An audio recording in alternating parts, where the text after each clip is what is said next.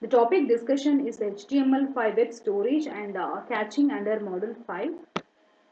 So HTML5 web storage, pretty much when we talk about HTML5 web storage, we need to know when it came into picture. Pretty much HTML5 is a new version of HTML, and this HTML5 before this the previously the version called HTML 4.01, and it came into existence on 1999. Okay, so HTML5 is designed to deliver almost everything whatever you want in online without adding additional plugins, and can does everything from animation to apps and music to movies, and it can also be used to run a complicated application in any browser.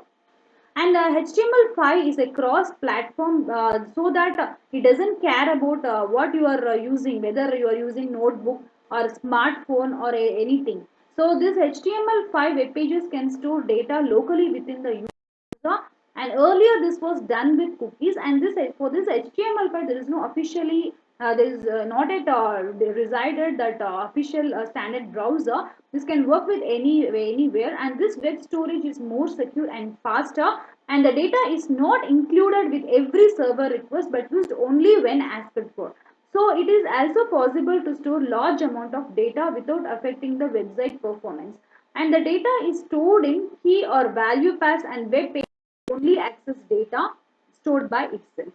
And there are two new objects for storing data on the client. One is local storage, another one is session storage. So this session storage is somewhat the same as like your local storage, because here in local storage it stores data with no expiration date, and in session storage it stores data for only one session. So session storage is similar to your local storage object, except that it stores the data for only one session. So whenever the user closes the browser window, the data is deleted automatically. So next, now we are going to see the application cache. So application cache, this HTML5 only introduces this application cache, which means a web application is cached and accessible without an internet connection. I mean, in offline browsing also we can fetch the web pages. So these are the main advantage of using this application cache. So though mining concept, as we all of know that mining concept, even we can access pages in offline also. User can use this application when they are offline. So speed cache resources load faster.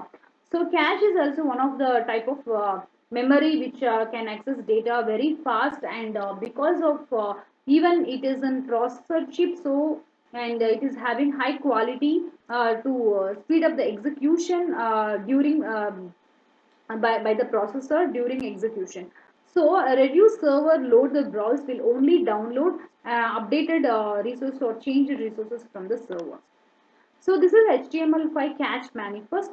This example gives the HTML document with the cache manifest. For this is for offline browsing, and here we are going to document our HTML. And for this manifest, we are giving some value demo app cache. And inside the body, you can content your document and you can close it.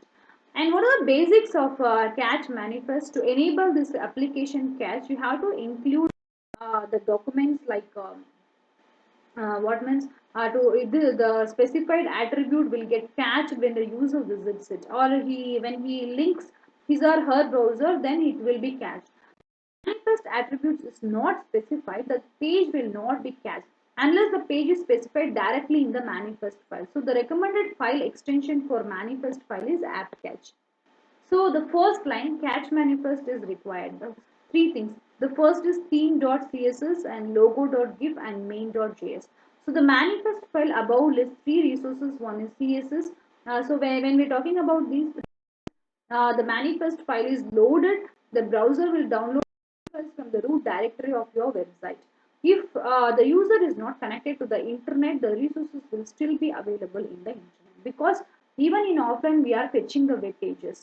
So that, so network, the network section below specifies the file login, and they should never be cached with this because this will not be available in offline. Okay, so all the resources or files require an internet connection. And what is the fallback of using this in offline? This will be served in place of all the files in HTML or catalog. An internet connection cannot be established. And if you want to update the cache, once an application is cached, it remains cached until one of the following things which happens. So the user clear the cache and the manifest file is modified and the application is cache is programmatically updated. We all know this cache is a type of memory which execute our memory speed to be very fast comparing to the main memory. If it is uncached, then what will happen? There is no cache memory in that. Even this memory will be in the processor chip. So that what will happen? It won't get the processor time is it makes time consuming more. So when we're talking about this cache memory, if you can update also, this memory is very small when comparing to the main memory. It is or the data which you are cached only, it is temporary. Your data will get over or close, then automatically it will get deleted from the cache, and you can update by replacing the new data into the cache memory. So this is how it remains cached when the user clears the browser cache and manifest file is modified and the application cache is programmatically updated.